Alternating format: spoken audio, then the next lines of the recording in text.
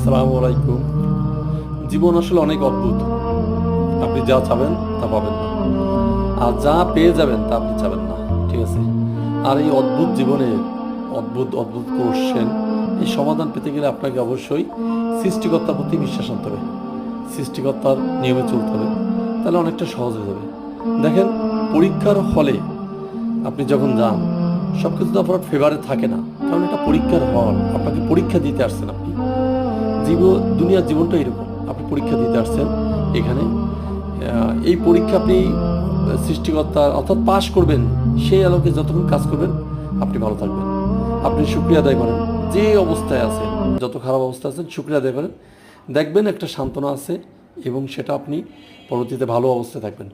যদি সেটা শেষটাও খারাপ হয়, তারপর শুকরিয়া আদায় করেন, কারণ এর থেকেও খারাপ হতে পারত। তো যাই হোক, আমি আসছিলাম